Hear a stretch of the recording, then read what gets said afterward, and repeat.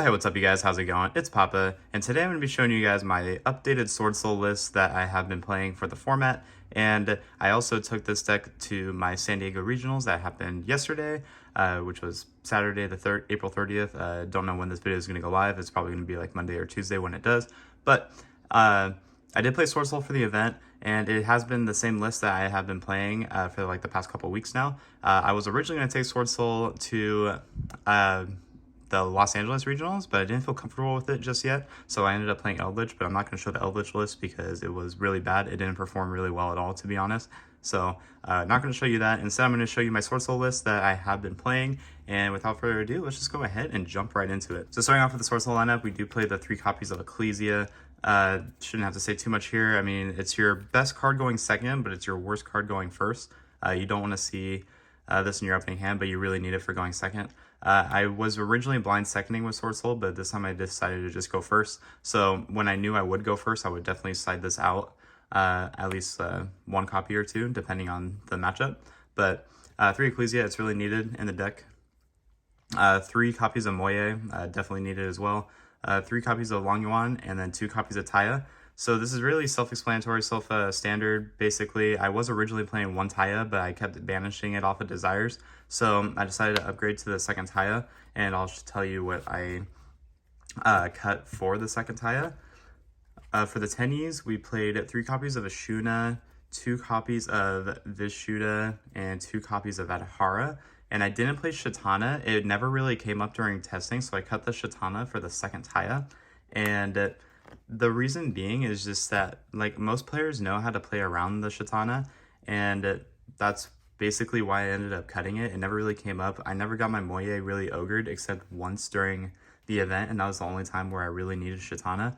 But to have Shatana is basically when you open up Vessel Moye, and don't get me wrong, it happens, but at the same time, it's like you're relying on that to keep playing. I didn't like Shatana for that aspect, so I just thought cutting it in general was fine. I didn't want to have too many Tenyis. Like, they are really good, don't get me wrong, but I thought the 7 was fine. There was only like 1 instance where I needed like a 3rd Vishuddha, but other than that, this lineup was just okay to me. And then for hand traps, I played very few than usual.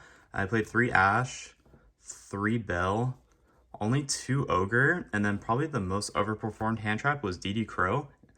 So these are all really good.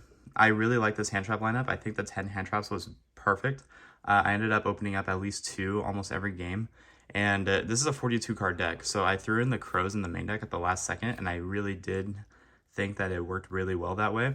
I was originally going to play 3 Ogre and another card, but I ended up just cutting the 3rd Ogre for 2 Crow in the main deck, and it worked out fine. During San Diego, I didn't play against a single Brave player, and I didn't play against Brave. I played only 1 Despia matchup, and then I didn't play like other base decks, and I didn't play Flowunderies, and I also just didn't play against Brain Kid. I just played against nothing but Rogue throughout the whole event, and it just didn't work out the way I wanted it to. Like, since I was ending up facing Rogue almost every single matchup, I ended up just not needing most of the cards that were in this deck because, like, they just weren't good matchups. I played against, like, Hero, I played against Sky Striker a couple times, I played against, like, Pendulum. Just not a lot of, like, good usages for some of these hand traps. Like, Crow and Bell was definitely useless against Pendulum because they weren't making DPE or anything, but it was just bad luck. That's all it really was. But moving on, we have the spells. We have triple copies of Vessel. This card's insane. I love this card. 3 copies of Emergence. Same thing. I love this card. It's amazing. 3 copies of Chalice. So I was originally playing Imperm, and then I decided to switch it last minute. I was playing 3 Imperm, then I went to Valor, and then I just decided to pick Chalice, because when you have Valor and you have Imperm, like, they're good against your opponent during their turn, but when you draw for turn and you don't have like a Valor or you don't have that Imperm, like, it really sucks. But Chalice was just really good, and it definitely overperformed today. I'm really glad I played it, but it just wasn't enough. Again, like, the matchups I played against were just really unfortunate, so I didn't really have like the best luck in that aspect. Two talents, this was really good too. I don't think three is necessary because I do play the Call by the Grave with it, but the two talents were really good. They definitely performed really well. There was some instances where I should have just shuffled a card back instead of drawing two because I got greedy, but it was fine. I don't think I needed more of it. And then, of course, the Call by the Grave, you have to play it. One copy of Desires, and then one copy of Blackout. I kind of wish I played a second Blackout, not going to lie, if I knew that I was going to be going up against the matchups I did, but one Blackout's fine. It's basically all you need ever. I'm not playing Despot combo. I don't think Despot is really good. Like, the Halka Fibrex engine isn't really like the best engine that you could play with this deck. There's definitely better alternatives, and it's also much cheaper not to play it. So doing that, I just thought, like, if you open up Despot, it's a much worse break than drawing anything else. And then it's easily stopped, but then again, like, most of your engine is also easily stopped.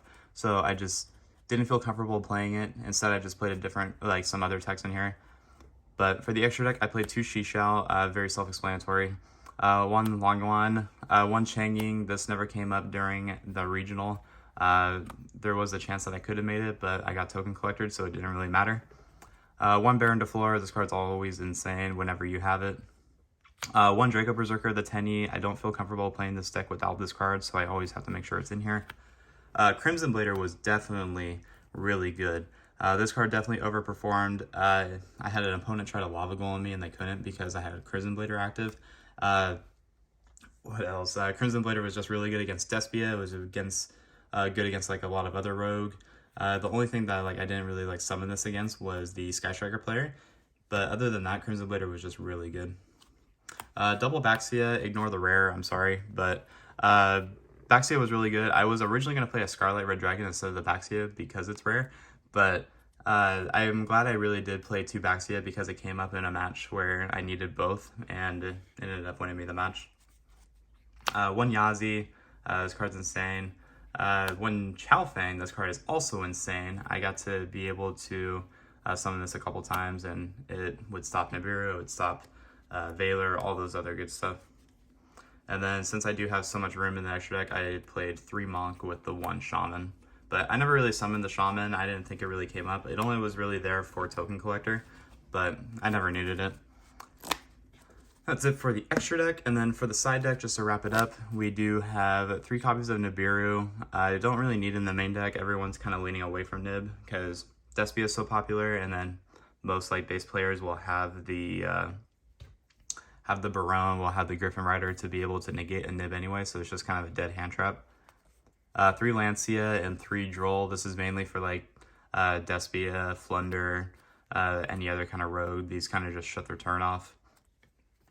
3 copies of Twin Twister. Sometimes I wish I played Cyclone because I did play against an Eldritch guy. I was still able to beat them, but other than that, like, I thought Twin Twister was really good. And then 3 copies of Anti-Spell for the popularity of Despia, Sky Striker, and basically just everything else.